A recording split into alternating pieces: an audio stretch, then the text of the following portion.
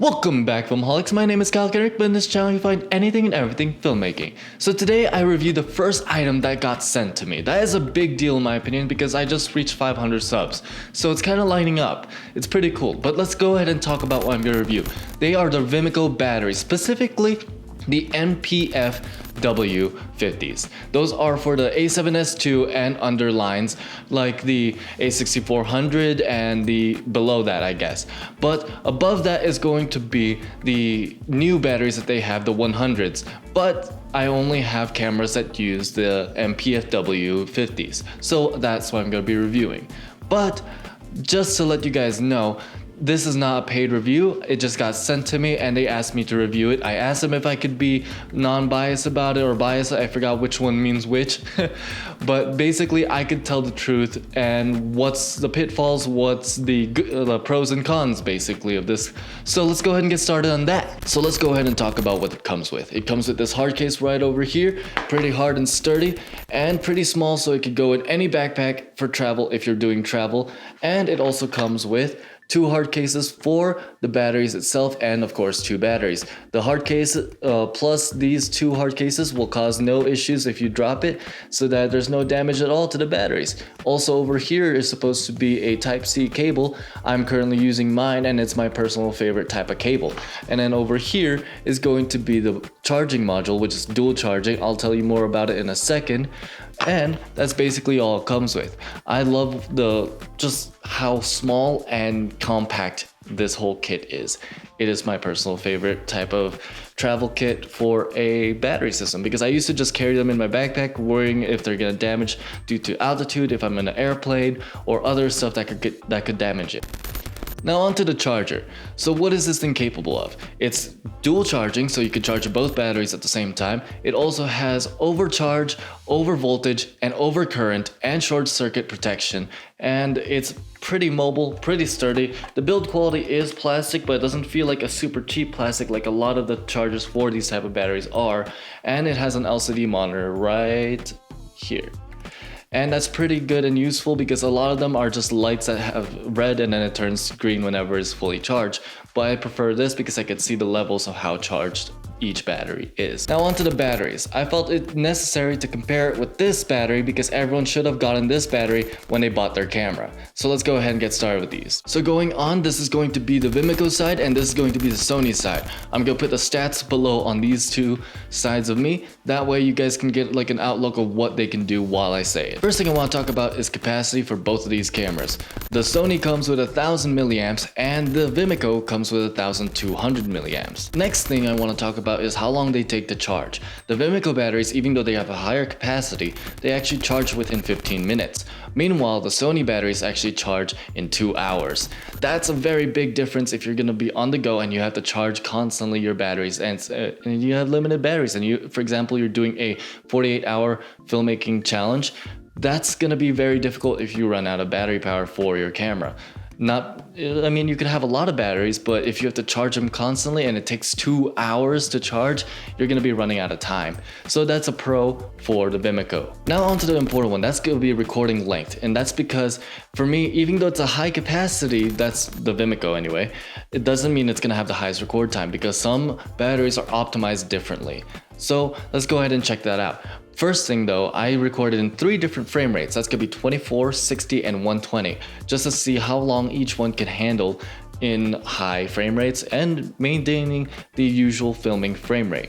So let's go ahead and get started on those. Quick note before I get started on talking about the recording length, I want to talk about the resolution of what I recorded during this whole test. The 24 frames per second I recorded in 4K, meanwhile the 60 and the 120 I actually recorded in 1080p because of the capabilities of my camera. It can't record in 4K, so that's going to change the runtime a little bit, so just keep that in a little bit of the back of your mind. So let's go ahead and talk about the recording time. So I'm going to start with the 24 frames per second in 4K. The Vemico battery did 1 hour, and that's not a lot if you really think about it, but also if you're gonna be just vlogging around and you have 2 of these batteries, that's 2 hours of footage that you could do, and plus the charge times is an hour each, so if you're charging them during, you're just gonna have an infinite battery source.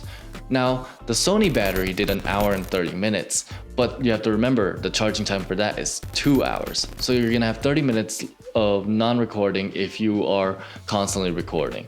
So you gotta think about that. And also that's in 4K. Now on to 60 frames per second. 60 frames per second was pretty much even because it's in 1080p. Both of them did an hour and 30 minutes. So that's really good if you're just doing some slow-mo, some basic slow-mo in 60 frames per second, and you're just trying to get some B-roll for your footage. That's really, really good, especially for the Vemico, because again, 50 minutes of charging time versus 2 hours. So you gotta keep that in mind again. Now on to 120 frames per second in 1080p. This one's the weird one in my personal opinion because the Vemico battery did only an hour in, well, recording time. Meanwhile, the Sony battery did an hour and 40 minutes, more than the 60 frames per second, which is really weird to me. It could be just like, you know, it changes depending on how I was using it, but it's still weird that it was longer. So in my personal opinion, after knowing the capacity, the charge time, and the recording lengths, I personally think even though there's better stats-ish on the Sony battery, the Vemico wins, due to the fact that you're not going to be using this for that long of a time in recording length, unless you're streaming. But in the same time, you wouldn't be using batteries if you're streaming. You'd be plugging it in and making sure it doesn't ever turn off. And that's all you really need for it. So technically the Vemico, with the charge times it has and the availability and accessibility that everything it comes with, wins in my personal opinion. Another big factor to think about is price point. The price for a single battery for Vemico is like around $14, $15. Meanwhile, the Sony batteries cost up to $50 depending on which one you're going to be getting and where you're getting it from. So the price points that I will find the cheapest are going to be right here, and also down in the description below, just in case you want to compare the two yourself. Another thing about the Vemico battery is the fact that they are orange, and that is very helpful if you're on the go and your batteries are just jumbled inside of your backpack or your pocket or just a pouch or whatever, your camera bag, and you're trying to look for them. The fact that they're orange is gonna like get to your eyes much faster than something black. And the Sony batteries come in only one color, so it's actually a little bit more better in my opinion, again, for travel vlogging or travel content creation because of the fact that they are orange. Speaking about travel, I mentioned this earlier, but I want to put in an emphasis. The carrying case is very small and also heavy duty, so again, if you're doing something travel related, this is going to help a lot, especially in an airport where you don't know where your batteries are going because they're just getting shipped there through the same airplane that you're going. So it's just kind of all weird. You're just paranoid that your batteries are just gonna poof, but they won't because there's two cases inside of the whole package. There's the carrying case itself and also the plastic case for the batteries. So again, travel, this one, Vemico wins.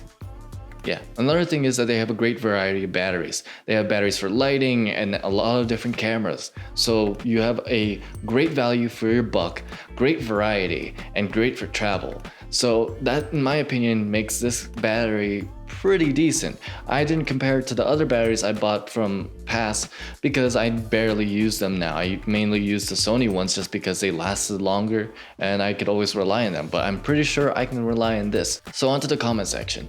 Now I only got one big comment between recordings because I have to record due to the fact that I have a trip coming up. So this is actually recording in a little bit more in advance than I usually do. So the one comment was, "Hey dude," oh wait, it's from this guy named DillaZ Design. I love the name. But the comment is, "Hey dude, I've been watching a lot of reviews on the A5000. Is it easy to get a nice blurry background with a standard lens?" That is most likely almost all the time except for Panasonic never true. Due to the fact that, well, kit lenses are meant to get you started, but they have very bad apertures usually. You can barely do anything with them, but if you're just learning out and you're just starting, then yeah, I would go for it. But personally, I would never trade a kit lens for, well, a prime lens. I use the Sigma 16mm and it's an f1.4. I'm always having it wide open just so that I can get that amazing bokeh. If you can tell in the back, everything's blurry, everything's nice and smooth. And also personally, it kind of gives this like full frame look and I like that a lot more, especially since prime lenses glass is usually a lot better than the kit lens that you get. So that's my basic things. Just invest in lenses because the fact that you're getting more lenses means you're getting another camera. It's just mind-blowing what another lens can do.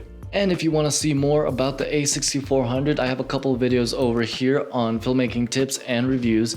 And if you want to see more of my stuff, go ahead and like and subscribe, and don't forget, dream on.